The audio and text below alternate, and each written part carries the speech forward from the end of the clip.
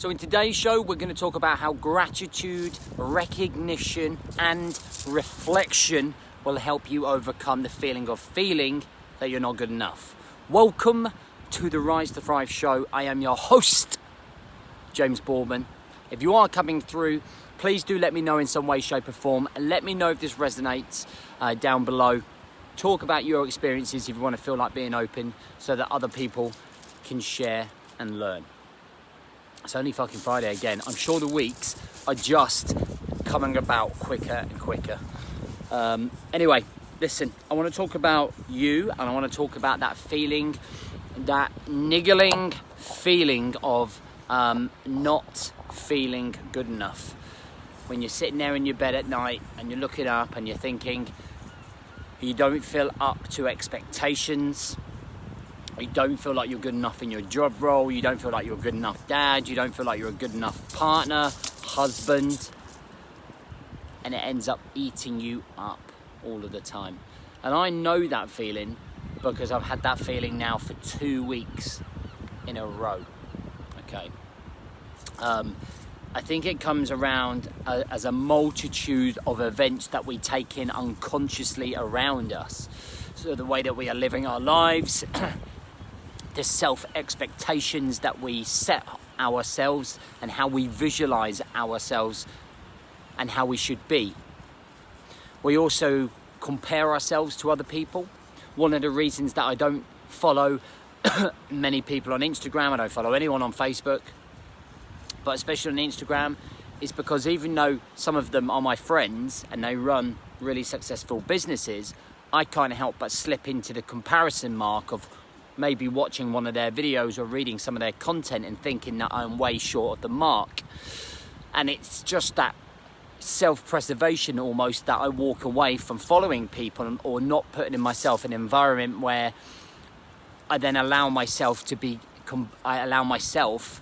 compare to other people and what they're doing, when really I know it doesn't matter. And in my head, I happy with what I'm doing in the journey that I'm on and the things that I'm achieving. But you can't help that niggling factor of comparing yourself to other people, to putting too much pressure on yourself in terms of setting expectations that are achievable, but they're achievable with patience and time. And this is reflective in terms of people comparing themselves to other dads who drive a BMW into the car park to drop the kids off, or looking at guys in pictures on social media thinking they've got it all figured out. And your comparisons to them raise your expectations. You then thinking that you should be better. You're then comparing yourself to that. And when it comes to you feeling you're not good enough, what's the benchmark that you're setting yourself against? Surely if you're happy within your own skin and your wife's happy, or you're enjoying your job and your boss is happy, that's sufficient enough to know that you are good enough. Having the reassurance and self-esteem in yourself to have that confidence that you are good enough is huge. But it comes with sacrifice, and that sacrifice is following a process. It's working on yourself. Often when we don't feel we're good enough, it's because we're actually not working on ourselves. So our self-worth is very low, our self-esteem is low, our self-confidence is low, because we're not doing stuff to educate and develop our brain, our emotional status, our physical conditioning. And what we do is we just wallow in this self-pity bubble of not feeling good enough, staying the same and never moving forwards. Now, there's 3 things that I want to talk about that I've been doing over the last 2 weeks that have massively helped. Now, the first one is implementing gratitude into my morning routine. Now, the gratitude phase of things allows me to ground myself to everything I have around me and put into perspective the things that are going on around me. So things such as realizing how lucky I am to live by the sea, like in this condition, lucky enough that I've even got a phone, lucky enough that I've got a roof over my head. And a lot of it's not luck, it's hard work to keep a roof over your head, but I'm very fortunate to live here. I'm very fortunate to have amazing clients. I'm very fortunate to have my health, touch wood, right now. And these things, when you really overthink a lot of the problems that are going on in your head where you think you're not good enough, when you bring it back down to the basics about everything that you do have around you and finding that gratitude in your life, it plays a huge part in building self-worth and self-esteem and perspective more than anything. So instead of beating yourself up, comparing yourself to people around you and setting expectations that are too high, what you're actually doing is just grounding yourself, anchoring yourself to the floor and actually realizing what I've got is good enough and I am good enough to be here. The other thing that I wanted to talk about was recognition, and that's recognition of the things that you have done, all right? The things that you have achieved.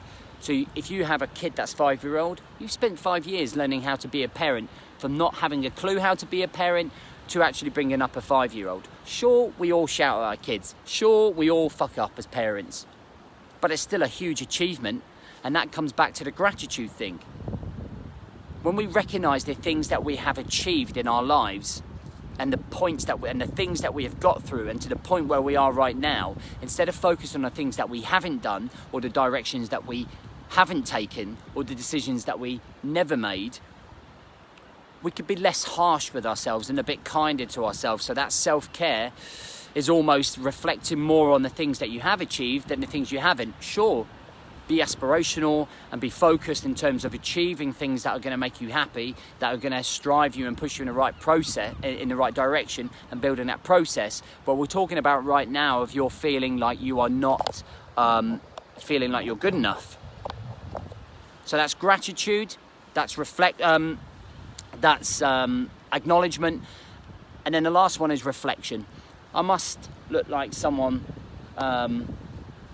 who's escaped an asylum, because all I end up doing is talking to myself up and down this promenade, convincing my brain every single day that I am good enough, that actually some of the things that I think matter don't matter. And self-reflection is one of those really important things that you should do with yourself. You have a conversation with your brain and your conscious mind, and your brain is turning into the chimp mode, and your mind is, and your voice in your head, you're trying to bring in that elite operator in yourself and say, look, put into perspective the situation and everything that is going on around you. And I think when you do that on a consistent basis, it allows you to understand actually everything that is going on. And I've been doing that all week. Instead of listening to audio, I've just been having conversations with myself like a lunatic about putting every single situation in its place, so that I'm slowly starting to break the pattern of allowing the things that are bothering me to overwhelm me and take over, and putting it in its place every single time. And that's a really maybe mental way of doing it, but it works for me. It allows me to put perspective on everything that's happening around me. Okay, like morning reflection has really taken over the time that I would normally listen to audio and maybe bury my head in the sand slightly, but instead spending nearly an hour and a half focusing on some of the issues that are going on and reflecting and putting things into perspective really helps. Fucking hell, I've hopped on. I hope that makes sense. In summary, I use gratitude, acknowledgement, and reflection as 3 tools to allow me to ground myself, anchor myself to the floor, so that I don't get carried away with thinking that I'm not good enough in my job role, in my relationships, in my own development, okay, in my own health. And I practice it every single day. It's my 1%. It's my guaranteed, anchored 1% a day that I need to focus on to ensure that I'm dealing with any of that emotional disruption or mental disruption. I hope that helps.